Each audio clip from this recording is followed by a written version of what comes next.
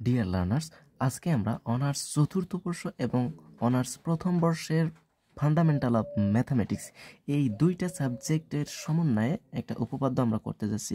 যে উপপাদ্যটার নাম হচ্ছে উইলসনের উপপাদ্য। তো এখানে প্রশ্নে বলছে যে উইলসনের উপপাদ্যটি বর্ণনা ও প্রমাণ করো। এটা অনার্স চতুর্থ বর্ষের সর্বশেষ 2022 সালে চলে আসছে, যেটা আমাদের জন্য এবারের পরীক্ষার্থী হিসেবে 100% ইম্পর্টেন্ট। আর এই প্রশ্নটাই ফান্ডামেন্টাল অফ ম্যাথামেটিক্সে অনার্স প্রথম বর্ষের সর্বশেষ 2021 সালে চলে এসছে। তার মানে দুইটা ইয়ারের জন্যই কিন্তু এই প্রশ্নটা 100% ইম্পর্টেন্ট। তো চলুন আমরা এখন সলিউশনে আসি। তো সলিউশনের শুরুতে আমি বর্ণনাটা আগেই লিখে রাখছি। তো বর্ণনা হচ্ছে কি, আমাদের অবভিয়াসলি বর্ণনাটা একটু মুখস্থ রাখতে হবে, নাহলে কিন্তু আমরা এই প্রমাণটা করতে পারবো না। তো বর্ণনাটা হচ্ছে, যদি পি একটি মৌলিক সংখ্যা হয় তবে p-1 factorial plus 1 congruent 0 modulo P. এটি হচ্ছে আমাদের উইলসনের উপপাদ্যের বর্ণনা। ওকে, এখন আমরা প্রমাণে আসি। প্রমাণ। ওকে, তো প্রমাণে আমরা সহজভাবে প্রমাণ করার চেষ্টা করব যে যদি পি একটি মৌলিক সংখ্যা হয়, যদি পি একটি মৌলিক সংখ্যা হয়, আমরা তো এখানে বলেই নিয়েছিলাম যে যদি পি একটি মৌলিক সংখ্যা তবে কিন্তু এটা হয়। তাহলে যদি পি একটি মৌলিক সংখ্যা হয় তবে আমরা এখানে ফার্মার উপপাদ্য কিন্তু প্রয়োগ করব। যদি পি একটি মৌলিক সংখ্যা হয় এবং ফার্মার উপপাদ্যের ক্ষেত্রে পি আর এক্স এরা দুইজনে হচ্ছে, এদের গসাগু হবে আমাদের 1। ওকে, অর্থাৎ যদি পি একটি মৌলিক সংখ্যা হয় এবং পি কমা এক্স এর গসাগু যদি 1 হয় তবে ফার্মার উপপাদ্য অনুসারে পাবো আমরা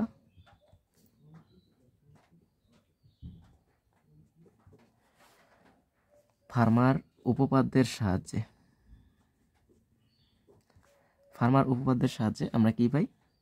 ফার্মার উপপাদ্যের সাহায্যে আমরা পাই যে X to the power p-1 congruence 1 modulo of P.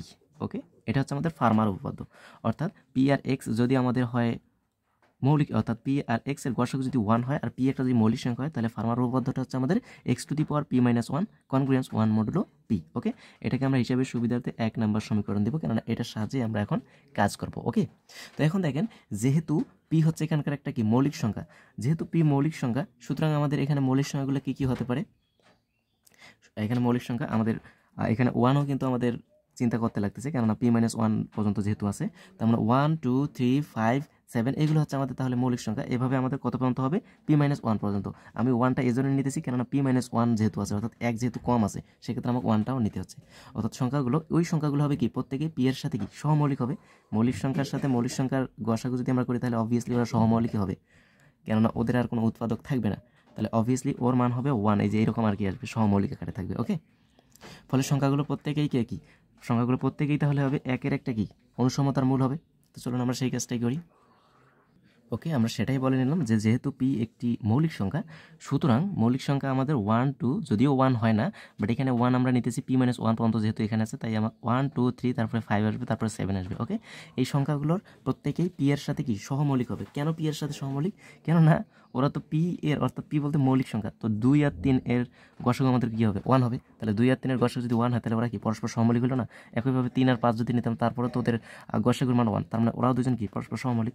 ফলে আমরা বলতে পারি যে সংখ্যাগুলোর প্রত্যেকেই এই যে অনুসমতা যে 1 আছে আমাদের, এই 1-এর কি হবে? মূল হবে। তাহলে 1-এর যদি মূল হয়, তাহলে প্রতিটা দ্বারা ওখানে কি স্যাটিসফাইড করবে। তাহলে আমরা এখান থেকে বলতে পারি যে অতএব সমীকরণ 1-এর ছিল বাম পাশে x two the power p-1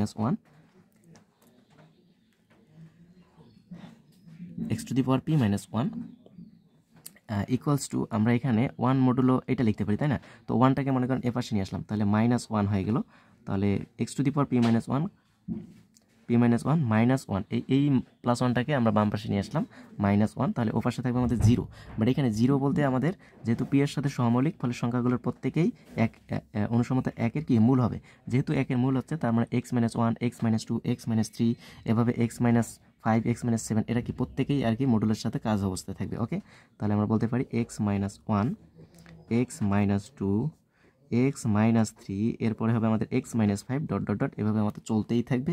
কতদূর পর্যন্ত যাবে? আমাদের যাবে x-p-1 পর্যন্ত। ওকে, যেহেতু p-1 পর্যন্ত আমাদের মৌলিক সংখ্যা আছে, তার সাথে আমাদের থাকবে মডুলো অফ কি আছে আমাদের? p। ওকে, আশা করি এতটুকু বুঝতে পারছেন। আর এটাকে আমরা হিসাবের সুবিধার্থে দিব 2 নম্বর সমীকরণ। ওকে, এখন 2 নং একটি অভেদ, হ্যাঁ অবভিয়াসলি একটা অভেদ হবে, তাহলে সুতরাং ধ্রুবক পদসমূহ আমরা তুলনা করব। তো আমরা সেটাই বললাম যে যেহেতু 2 নং সমীকরণ একটি কি অভেদ, সুতরাং ধ্রুবক পদসমূহ আমরা তুলনা করব। তাহলে দেখেন এর সাথে যদি আমরা কন্ডিশন করি, তাহলে এখানে আমাদের শুধু আমাদের থাকতেছে -1, এখানটার সাথে আমরা যদি কাজ করি তাহলে এখানে আমাদের কোনো কিছু মিল পাবো না, অর্থাৎ এখানে তো আমাদের যেহেতু 1 টাই পাশে নিয়েছে তাহলে 0 মডুলো পি, তাহলে এখানে আমাদের থাকবে -1, -2, -3, অর্থাৎ ধ্রুবক পদসমূহ শুধু আমরা তুলনার কথা বলছি। 2 নং একটি অভেদ, সুতরাং ধ্রুবক পদসমূহ তুলনা করতে পাই। ধ্রুবক পদ আমাদের কি হবে, এখানে -1 আছে, এখানে -1, -2, -3, তারপরে -5 হইতো, এরপরে এখানে -p-1, ওকে, তার সাথে মডুলো পি। তাহলে আমরা ওই কাজটাই করব, অর্থাৎ বাম পাশে থাকলো আমাদের -1 কনগ্রুয়েন্স, এখানে থাকতেছে আমাদের ধ্রুবক পদ -1, তার সাথে এখানে গুণ অবস্থায় থাকবে -2, তার সাথে গুণ অবস্থায় থাকবে -3, ওকে। এরপরেরটা ছিল -5, আমি আর লিখলাম না, ডট ডট ডট। এরপরে ধ্রুবক পদ হচ্ছে এই যে -p-1, অর্থাৎ -p-1, ওকে। এটার সাথে আমাদের আছে মডুলো পি, ওকে। আমরা এতটুকু আশা করি বুঝতে পারছি। তো এখন আমরা এখানে জাস্ট একটু কাজ করব। এখানে কি কাজ করব দেখেন, এই মাইনাসগুলো নিয়ে আমরা একটু কাজ করব। তো বাম পাশে আছে -1 কনগ্রুয়েন্স, দেখেন এখানেও মাইনাস, এখানেও মাইনাস, এখানেও মাইনাস, এভাবে কতগুলো মাইনাস আছে, এখানে আমাদের p-1টা মাইনাস আছে। তাহলে আমরা এখানে এই কাজটা করতে পারি না যে 1-এর উপর p-1 পাওয়ার দিয়ে রাখলে তো আমাদের এতগুলো মাইনাস হচ্ছে, তাই না? তো এতগুলো যদি হয়ে থাকে, আর এখানে আমাদের তাহলে থাকতেছে 1, 2, আমি একটু ভেঙে করার চেষ্টা করতেছি। দেখেন আমি একটু ভেঙে করব, সেটা হচ্ছে 1, তাহলে এখানে গুণ অবস্থা থাকলো 2 ইন্টু, এখানে গুণ অবস্থা থাকতেছে 3 ইন্টু, ডট ডট ডট, এরপরে 5 হবে, তারপরে এইভাবে আমাদের চলতেই থাকবে। এইভাবে কত দূর পর্যন্ত যাবে, p-1 পর্যন্ত, ওকে।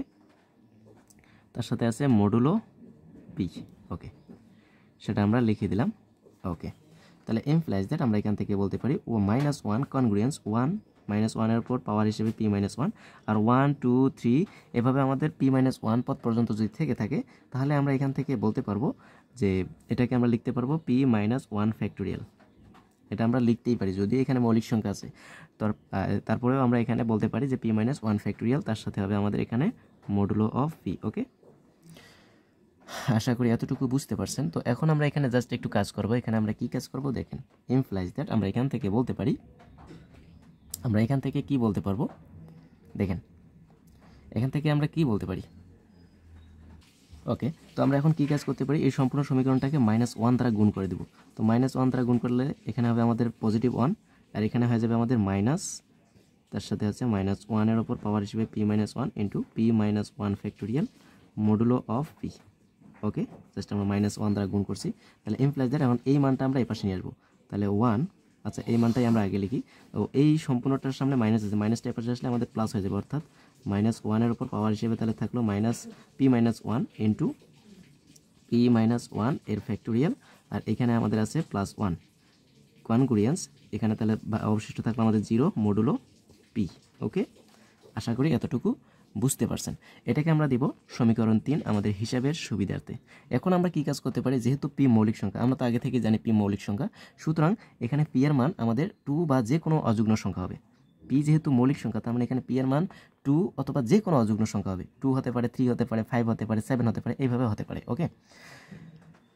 তাহলে আমরা এখান থেকে বলতে পারতেছি, সেটাই আমরা বলে দিলাম যে যেহেতু পি মৌলিক সংখ্যা, সুতরাং p = 2, মৌলিক সংখ্যা বলতে আমাদের 2 এর উপরে 3 হতে পারে, 5 হতে পারে, 7 হতে পারে, এগুলো, তাই না? তার মানে p = 2 বা যে কোনো অযুগ্ন সংখ্যা হতে পারে, অর্থাৎ অজোড়া সংখ্যা, অর্থাৎ বেজোড় সংখ্যা, ওকে। তাহলে আমরা এখান থেকে বলতে পারি যদি p যদি 2 হয়, তার মানে আমরা বলতে পারি p = 2 হলে, একটা মান দিয়ে আমরা এখানে যাচাই করে দেখি, p = 2 হলে সমীকরণ 3 হতে আমরা পাবো, p = 2 হলে 3 হতে পাই। দেখেন দেখি 3 হতে আমরা তাহলে কি পাবো, -1-এর উপর p-1, তাই না? তাহলে আমরা লিখতে পারতেছি যে -1-এর উপর p-1, তার মানে 2 - 1, তার সাথে আছে আমাদের p-1, অর্থাৎ আমরা তো এখানে p এর মান বসাচ্ছি, তার মানে 2 - 1 ফ্যাক্টোরিয়াল, ওকে, +1 কনগ্রুয়েন্স 0 মডুলো পি বলতে আমরা কত বসাইলাম, 2 মান যেহেতু বসাইছি, ওকে। তাহলে ইমপ্লাইজ দ্যাট দেখেন দেখি আমরা কি পাই, -1-এর উপর পাওয়ার হিসেবে 2 - 1 মানে হচ্ছে 1, তার মানে -1-এর উপর বেজোড়া পাওয়ার আছে, তার মানে মাইনাস আমাদের থাকতেইছে, এখানে 2 - 1 মানে হচ্ছে 1 ফ্যাক্টোরিয়াল, 1 ফ্যাক্টোরিয়াল মানে হচ্ছে ওর মান হচ্ছে আমাদের 1, তার মানে 1 এর সাথে এটা তো গুণ অবস্থায় আছে, তার মানে ওই -1এই হচ্ছে। ওকে, আর সাথে আছে এখানে আমাদের +1 কনগ্রুয়েন্স 0 মডুলো আমাদের হচ্ছে 2। ওকে, আশা করি এতটুকু বুঝতে পারছেন। তো এই কন্ডিশন আমরা পেয়ে গেলাম। তাহলে এখান থেকে আমরা কি পাচ্ছি, দেখেন দেখি, এই -1 আর +1 কাটা যাচ্ছে, তাহলে 0 থাকতেছে, তার মানে 0 কনগ্রুয়েন্স 0 মডুলো হচ্ছে আমাদের কত 2। তো এখন দেখেন এটাকে আমরা জাস্ট একটু ক্যালকুলেশন করব। তো 0কে তো আমরা 2 দ্বারা ভাগ করলে তো ভাগশেষ আমাদের 0ই থাকবে, তাই না? তো এটাকে আমরা জাস্ট প্রমাণ মিলানোর খাতিরে প্রমাণটার দিকে যদি আমরা তাকাই, তাহলে দেখেন আমরা এখানে ইচ্ছা মতো কিন্তু এখন যে কোনো কাজ করতে পারি, যে কোনো কিছু কাজ আমরা করতে পারি। দেখেন 0 এর সাথে আমরা এখানে 2 যোগ যদি করি, তো 0 তো এমনি আমাদের 2 দ্বারা ভাগ যাচ্ছে, তো এর সাথে যদি 2 যোগ করি 2টাও কিন্তু ওই 2 দ্বারা ভাগ যাবে, তার মানে এখানে আমাদের ভাগশেষ আমাদের 0ই মানে আমাদের এখানটায় আমাদের 0ই থাকতেছে। কেননা 2 যদি আমি নেই, 2কে তো 2 দ্বারা ভাগ করলে তো আমাদের ওটা ভ্যানিশ হয়ে যাচ্ছে, তার মানে 0ই থাকতেছে। ওকে, তার মানে 0-র সাথে আমরা এই 2 এর গুণিতক আকারে যদি যোগ করি, তাহলে এতে করে কিন্তু আমাদের মানের কোনো পরিবর্তন হবে না। তাহলে আমরা এখানে লিখে নেব 0 + 2 কনগ্রুয়েন্ট 0 মডুলো 2। তো দেখেন আমরা সেই কেসটাই করছি, 0 এর সাথে 2 এর গুণিতক আকারে আমরা এখানে মান যোগ করে দিয়েছি। এতে করে কাজ করলে কিন্তু আমাদের ওই বাম পাশে আমাদের 0ই থাকবে। ওকে, অর্থাৎ 2কে তো 2 দ্বারা ভাগ যায়, তার মানে বিভাজ্য যেহেতু, তার মানে 0 কনগ্রুয়েন্ট 0 মডুলো 2 হচ্ছে। ওকে, তো আমরা এখানে জাস্ট প্রমাণ মেলানোর ক্ষেত্রে কিন্তু আমরা এই কাজটা করতেছি। তাহলে ইমপ্লাইজ দ্যাট আমরা এখান থেকে কি বলতে পারি, এখান থেকে দেখেন দেখি আমরা কি বলতে পারি, এটা আমরা লিখতে পারি কিনা। 2 যে আছে, আমরা 2টা আমরা কিভাবে পেতে পারি, 2টা আমরা কিভাবে পেতে পারি দেখেন দেখি। আমি এখানে 1 + 1 লিখলাম, কনগ্রুয়েন্স 0 মডুলো 2 দিলাম। ওকে, আচ্ছা এইখানে ব্র্যাকেটটা, তাহলে ইমপ্লাইজ দ্যাট দেখেন দেখি 1 বলতে আমি এখানে যেহেতু 2 আছে, 2 মৌলিক সংখ্যা নিয়ে আমরা কাজ করছি, এখানে আমি 2 - 1 করলাম, তারে আমি ফ্যাক্টোরিয়াল দিলাম প্রমাণ মিলানোর খাতিরে, অর্থাৎ প্রমাণের দিকে আমরা আগাচ্ছি এখন, অর্থাৎ শেষের দিকে আমরা চলে আসছি। 2 - 1 মানে হচ্ছে 1 এর ফ্যাক্টোরিয়াল মানে 1 হয়। ওকে, আমি এখানে সাইড নোট দিতেছি যে 1 এর ফ্যাক্টোরিয়াল হচ্ছে 1, আবার 0 এর ফ্যাক্টোরিয়ালও কিন্তু 1 হয়। ওকে, তার মানে এখানে 1 পেলাম, 1 এর ফ্যাক্টোরিয়াল 1 হবে, প্লাস তার সাথে হচ্ছে 1। ওকে, কনগ্রুয়েন্স 0 মডুলো 2। ওকে, তার মানে দেখেন 2 মৌলিক সংখ্যা নিয়ে কাজ করলে 2 - 1 ফ্যাক্টোরিয়াল প্লাস 1 হলো এইরকমটা।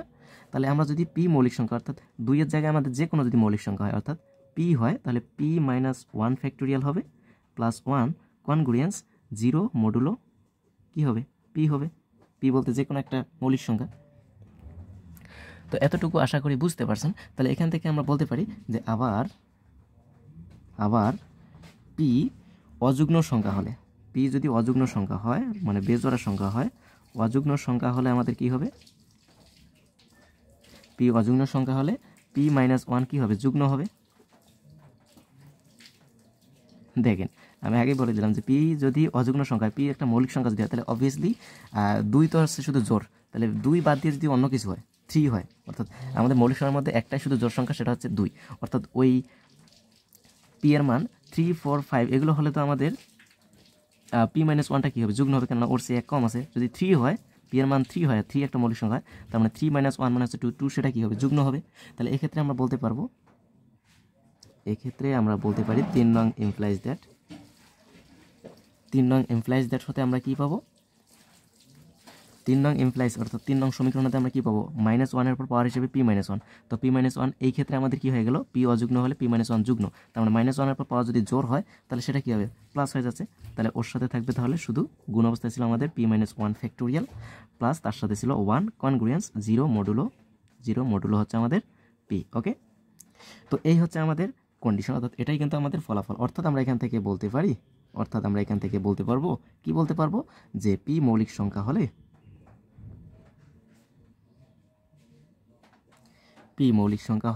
আমরা বলতে পারি এই যে p - 1 factorial plus 1 congruence 0 modulo p।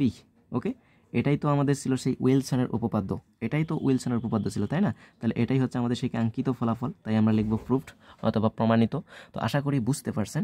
এরপরও যদি কারো কোথাও কোনো ধরনের প্রবলেম হয়ে থাকে, তাহলে নিঃসন্দেহে আপনারা প্রশ্ন করতে পারেন। তো আজকে এই পর্যন্তই, সাথেই থাকুন। ধন্যবাদ সবাইকে।